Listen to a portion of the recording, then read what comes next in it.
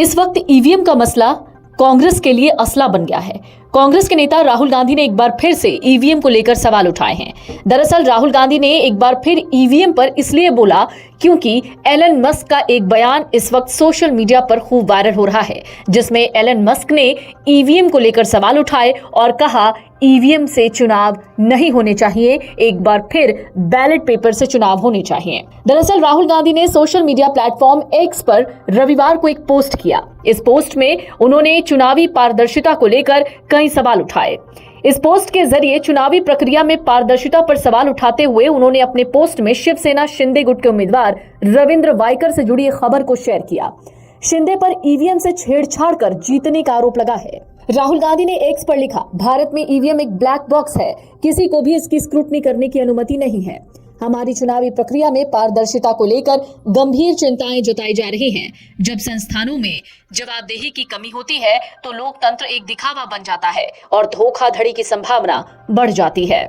राहुल गांधी ने जिस खबर को शेयर करके ये पोस्ट किया है वो मिड डे की खबर है। मिड डे की इस रिपोर्ट में कहा गया है कि वनराई पुलिस को अभी तक की जांच में रविंद्र वायकर के रिश्तेदार मंगेश पंडिलकर के खिलाफ कई सबूत मिले हैं। मंगेश मंडिलकर पर आरोप है कि उसी ने ईवीएम में गड़बड़ी की, जिसके बाद मुंबई उत्तर पश्चिम लोकसभा सीट से वायकर को 48 वोटों से जीत मिली।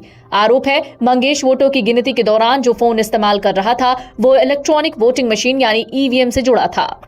फिलहाल एलन मस्क ने 2024 अमेरिकी चुनावों के लिए स्वतंत्र उम्मीदवार रॉबर्ट एफ कैनेडी जूनियर के बयान का जवाब देते हुए कहा था कि अगर ईवीएम से थोड़ी भी छेड़छाड़ संभव है तो ये चिंताजनक है।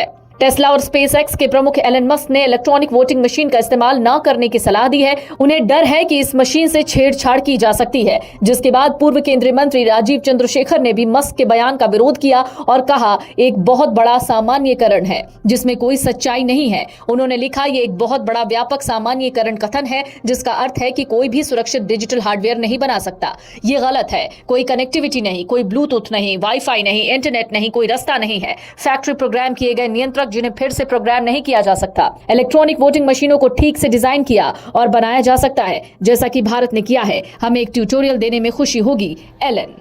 आपको बता दें, इसी बीच कुछ दिनों पहले अदालत ने चुनाव आयोग को 2 निर्देश जारी किए थे। सबसे पहले ईवीएम में चुनाव चिन्ह लोड होने के बाद चुनाव चिन्ह लोडिंग यूनिट को सील करके उम्मीदवारों और उनके प्रतिनिधियों द्वारा हस्ताक्षरित कंटेनर में सुरक्षित किया जाना चाहिए। दूसरा, इन सील बंद कंटेनरों को ईवीएम के साथ परिणामों की घोषणा के बाद कम से कम 45 दिनों तक स्टोर रूम में रखा जाना चाहिए। फिलहाल एक बार फिर से देश में ईवीएम को लेकर एक नई बहस छिड़ गई है। इसके प्रायोजक हैं एडवांस कंप्यूटर, निकट इंडियन बैंक, बूढ़नपुर, आजमगढ़। यदि आप अपनी बच्चे को कंप्यूटर की उत्तम शिक्षा देना चाहते हैं तो तुरंत संपर्क करें।